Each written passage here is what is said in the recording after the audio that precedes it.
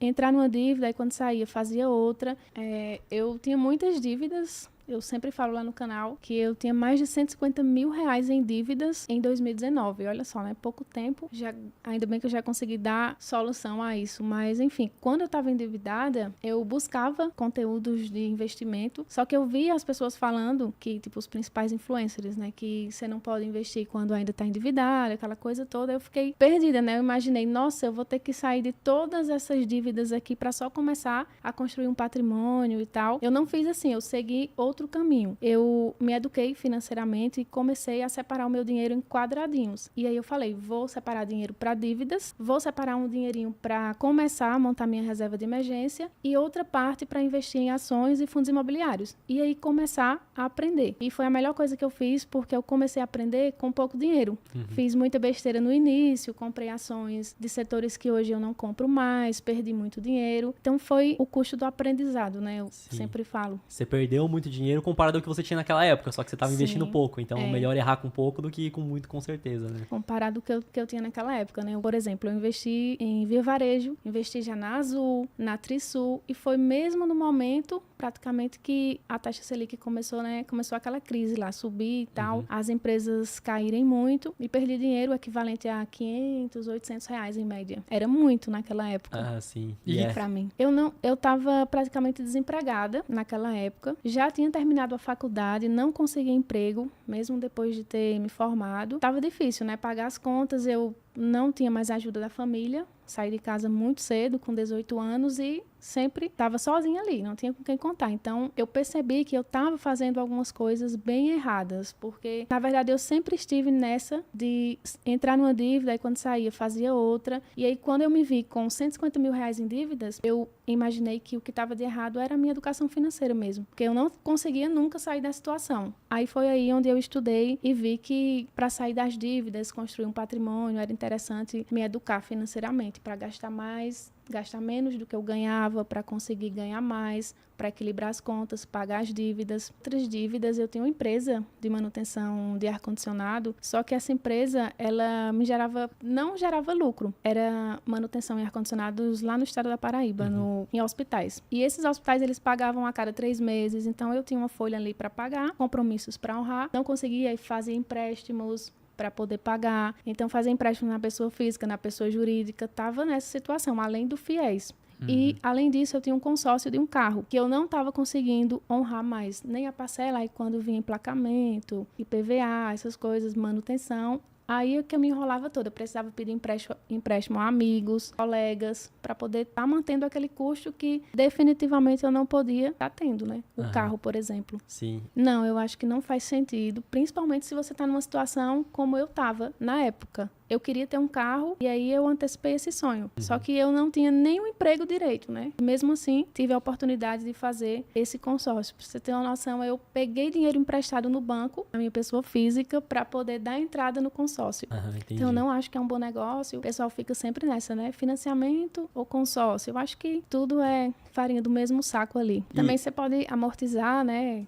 Pagar a última parcela lá do financiamento, sem contar nas taxas de administração altíssimas lá do consórcio, né? Esse que é o ponto. Na hora de vender o consórcio, o que eles falam é o seguinte, que aqui não tem juros. Não tem juros, mas tem taxa de administração. Então, você vai pegar uma carta de crédito de 100 mil, você já tá pagando logo na largada 125. E aí, realmente, não tem muito pra onde fugir. E no momento que você passou a se educar melhor financeiramente, você também buscou outras fontes de renda? Como que isso aconteceu? Busquei outras fontes de renda, porque quando eu comecei a organizar o meu salário, o meu pouco salário ali, logo em seguida eu arrumei um emprego em um site de um colega. Hoje ele é colega, mas antes eu conheci ele no Facebook. Aí ele me deu esse emprego de redatora no site dele. Então eu via que mesmo eu investindo ali 50 reais na reserva de emergência, juntando 80 reais para quitar minhas dívidas, né, no futuro, eu via que não ia dar muito certo, porque eu estava juntando muito pouco. Foi aí onde eu vi que dava resultado, trabalhar na internet, via que os sites dele davam resultados. Aí eu pensei, vou criar um site também, para tentar escrever ali, ganhar um extra, para conseguir conseguir pagar minhas dívidas e investir mais. E aí montei um site, nos primeiros meses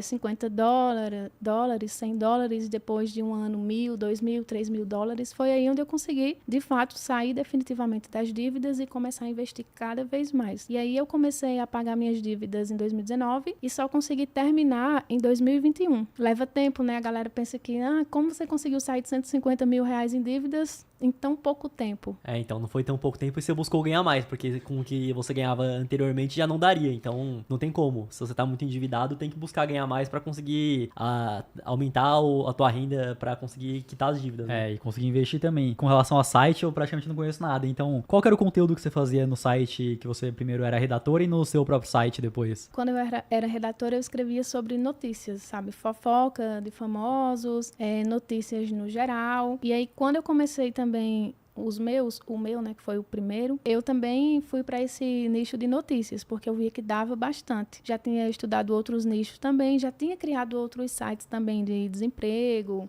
para falar sobre vagas de emprego, né, como as pessoas achariam isso, mas não deu certo. Consegui monetizar, mas monetizar não é tudo, né? Aí eu não consegui manter uma frequência boa de views, e aí foi quando eu fui para notícias.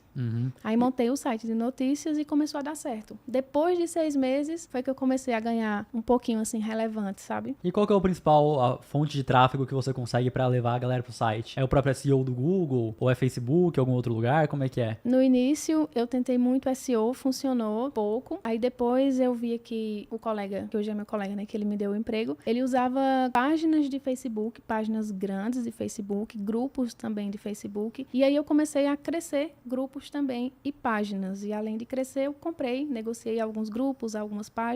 Aí até hoje eu tenho várias páginas de Facebook, nichado ali para notícias e também grupos. Aí a minha maior fonte de tráfego vem de lá, mas também tem a parte de SEO do Google. Que essa questão de ter um site para gerar receita pode ser interessante para pessoa que às vezes não quer aparecer em um vídeo do YouTube, por exemplo, né? Isso, me perguntam muito, site ou canal no YouTube? Eu achei mais difícil site. Site é bem mais complicado, acho que tem mais, não sei, não diria concorrência, ou talvez seja concorrência ali nas primeiras páginas do Google, né? Mas no YouTube eu achei que foi mais simples. Porque você faz um conteúdo ali que, por exemplo, eu tinha um problema, resolvi o problema e aí fui ensinar outras pessoas a resolverem também. E aí eu acho que a galera começou a gostar e o próprio YouTube começou a recomendar para outras pessoas. Então achei um trabalho assim fantástico. Eu só preciso trabalhar para criar o meu conteúdo. E se é um conteúdo bom que tem demanda, o YouTube realmente vai entregar para mais pessoas. Enquanto isso no site, então você vê que não é bem assim. Pode ter um conteúdo muito bom no site, mas não necessariamente isso vai chegar nas pessoas, né? Por isso tem que ter outras estratégias para trazer esse tráfego de pessoas pro site, então. Que o YouTube acaba sendo simples porque o que o site em si quer? O próprio Google, né, que é dono, ele vai querer o maior número de pessoas no site que fiquem o maior tempo possível, porque quanto mais tempo o usuário fica no site, mais ele vai, no YouTube no caso, mais ele vai ver anúncios, mais ele vai ganhar dinheiro. E pra isso o YouTube vê, pra isso eu tenho que ter um vídeo que muitas pessoas querem clicar, então a taxa de clique tem que ser alta quando aparece ali na recomendação ou na página inicial, e depois de entrar no vídeo a pessoa tem que ficar durante um certo período de tempo longo. Aí, tendo isso aí, o YouTube divulga, né? Então, esse que é o ponto. Se você faz um bom conteúdo que atinge esses requisitos, o YouTube vai divulgar para mais pessoas e vai entregar, né? E nos sites também, o que ajudou que eu ganhasse mais foi que não tem apenas o AdSense, né? Eu monetizei pelo AdSense, ganhava ali pelo AdSense, mas também tenho outros parceiros, o Mizd, o Tabula, que aparece banners deles também, e eu consigo gerar uma receita bem interessante.